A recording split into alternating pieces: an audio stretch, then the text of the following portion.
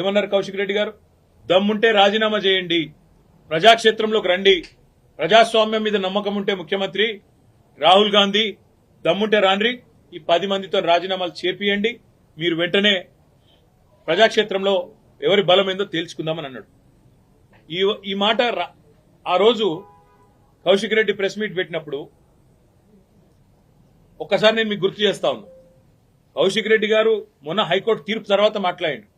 కానీ ఆనాడు రేవంత్ రెడ్డి గారు ఆ రోజు ప్రతిపక్షంలో ఉన్నప్పుడు, పిసిసి అధ్యక్షుడిగా ఉన్నప్పుడు పార్టీ మారిన ఎమ్మెల్యేల మీద ఏం మాట్లాడిండో ఒకసారి గుర్తు తెచ్చుకోమని అని చెప్పింది రేవంత్ రెడ్డి.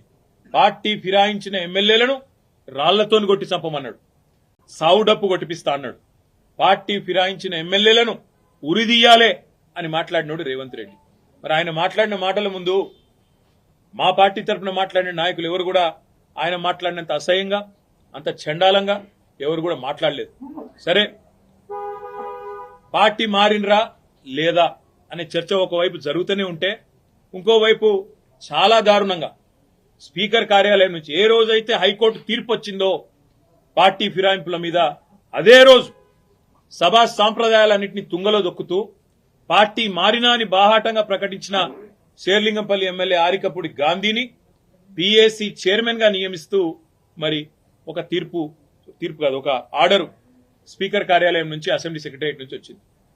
దాని తర్వాత సహజంగానే హైకోర్టును బేఖాతరు చేస్తూ, సుప్రీంకోర్టు తీర్పును బేఖాతరు చేస్తూ, రాజ్యాంగ విలువలకు, అసెంబ్లీ సాంప్రదాయాలకు, పార్లమెంటరీ పద్ధతులకు అన్నిటికీ తిలోదకాలిస్తూ ఇదేం పద్ధతి, అసలు ఆయన ఏ పార్టీలో ఉన్నాడు అని మా వాళ్ళు అడిగినారు. అయితే ఎంత విచిత్రమైన పరిస్థితి అంటే ఈరోజు రాష్ట్రంలో, మొన్ననేమో నేను మారిన పార్టీ కాంగ్రెస్ పార్టీ విధానాలు నచ్చి మారినా అని చెప్పిన ఎమ్మెల్యే నిన్న మొన్నటి నుంచి నేను బీఆర్ఎస్ పార్టీలోనే ఉన్నా, నేను ఎక్కడికి పోలే, 10 మంది ఇక మాకు తప్పది పదవి గండం పోయితుంది మా పదవి అని చెప్పి కొత్త రాగం ఎత్తుకున్నారు.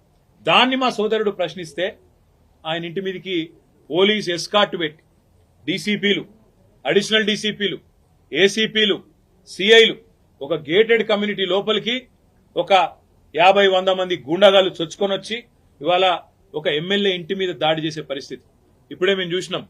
ఎమ్మెల్యే గారి ఇంటి మీద దాడి చేయడమే కాదు, వారి ఇంట్లో ఉండే పెద్దలు, వారి తల్లిదండ్రులు వచ్చినప్పుడు కానీ లేదా వారి మామగారు వచ్చినప్పుడు కానీ ఉండే ఆ రూమ్ మీద మొత్తం అద్దాలు బలగొట్టింది.